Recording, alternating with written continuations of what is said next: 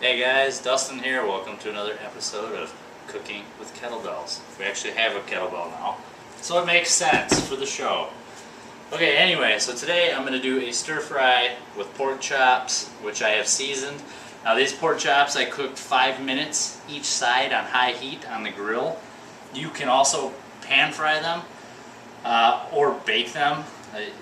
It'd probably be better if you pan fried them because you don't want to cook them too long. You only want to cook them for about 30 minutes. And as you can tell, I mean they're pretty thick. So I wasn't trying to cook them really well all the way through because I wanted to save it because I'm basically gonna double cook them with the stir fry. And then here I have a rice cooker. I have brown rice, and then I have a Mediterranean medley, which is a mixture of whole grains. Everything in there is natural. And I try to avoid white rice as much as possible. It's better to stick with wild and brown rice or something along those lines.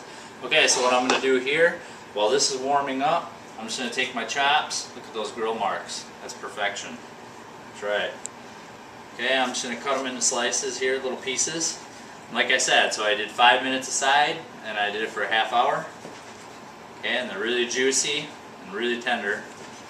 They are going to get cooked again. Okay, so I'm just going to dice them in little pieces here. I'm going to chuck them in my bowl with my other pieces. Okay, and then the reason why I'm going to double cook these, and I'm actually going to pan fry them with the with the stir fry, is just to add some flavor to the stir fry, without having to add any kind of artificial seasonings. You can season your pork chops with grill mates or something before you put them on, just to give them a better flavor. Just watch out, some of that stuff has sugar in it.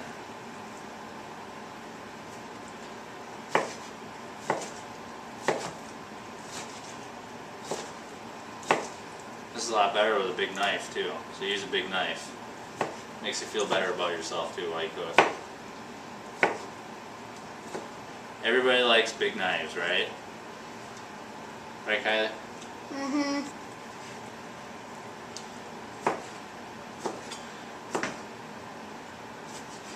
If you want, if you have a kettlebell sitting next to you, you can also do repetitions of something, like presses or something. I always have a kettlebell when I cook. Because food don't taste good without kettlebells.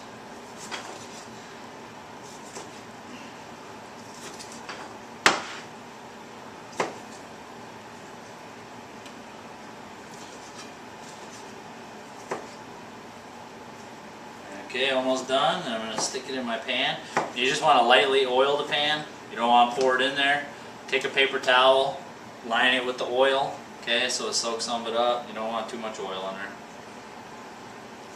Okay, so that's it. My pork chops are ready.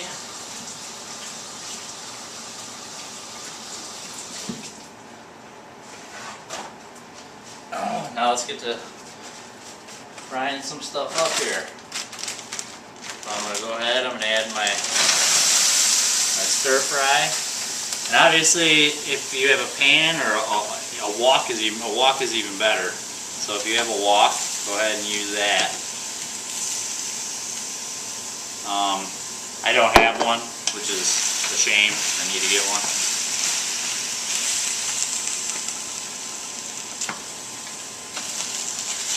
So on the stir fry usually takes probably anywhere from 5 to 10 minutes if you got your pan hot enough.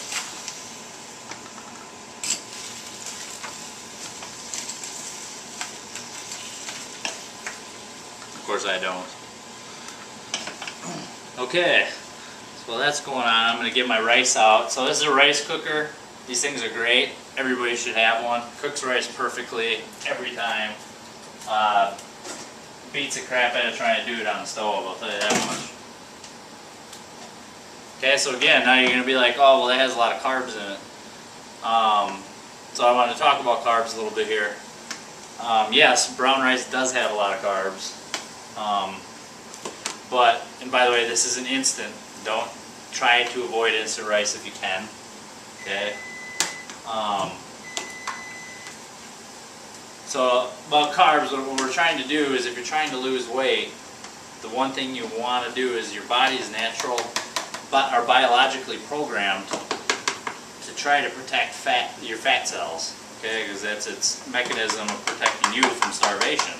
So what we're trying to do by controlling our carb intake and spreading it out throughout the day and not sitting down and eating a 45 gram carb meal, because you don't want to do that. You want to spread your carb intake throughout the day.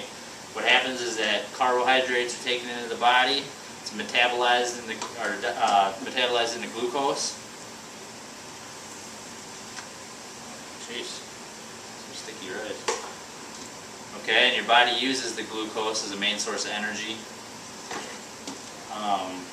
It carries it to your muscle fibers, your fat cells. Okay, so obviously glucose, carbohydrates, you need that to live. I mean, they're important. They're not bad things.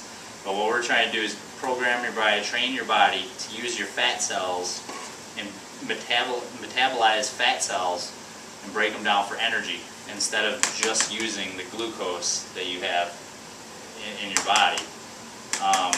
That's a double-edged sword, because if you don't take in enough carbohydrates in a day, you could feel pretty miserable.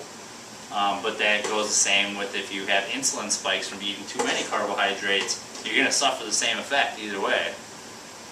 So the key is a balance, and the only way to balance it is to take in high amounts of complex carbs and try to avoid simple carbs.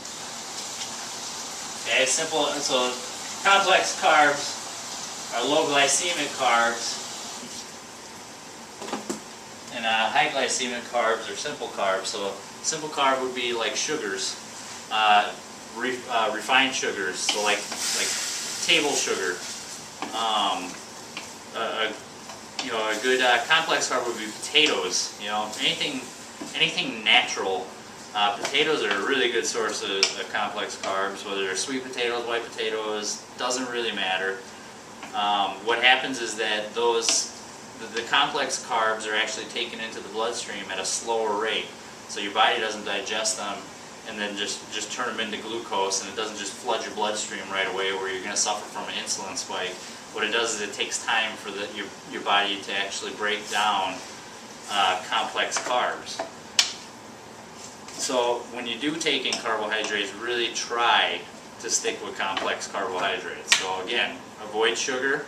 Complex carb or fiber. So anything high in fiber is good for you. Anything rice, basically stick with natural foods. Whole foods are your best source. Root plants, potatoes, vegetables. Even there's a lot of sugar in fruit. But the thing is about fruit is high in fiber. So actually, it's a complex carb. Even though it has a lot of sugar, that's where you want to get your source of sugar from, would be fruits.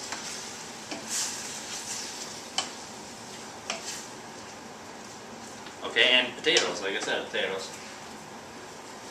Okay, another thing is if you eat bread, whole grain, 100% whole grain. Look for whole grain. Okay, whole grain's your best option.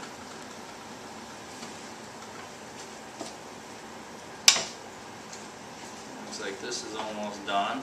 I'll cook this one and show this to you guys when it's done, and then we'll move on. So what I did is, this is 8 pork chops. You can use as many pork chops as you want.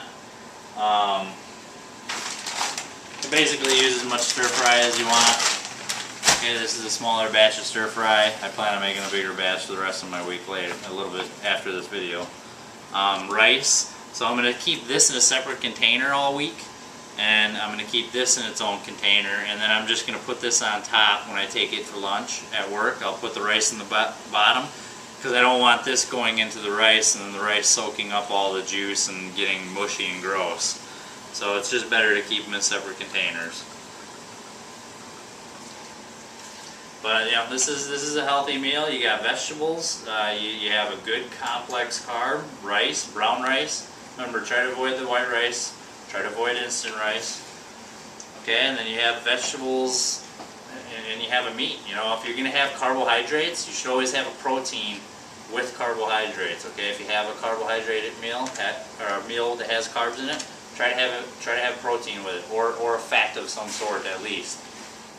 Okay, don't just go out and, it's actually not good just to go out and eat a big helping of potatoes. Okay, you probably shouldn't do that. You should probably add a meat or something to it.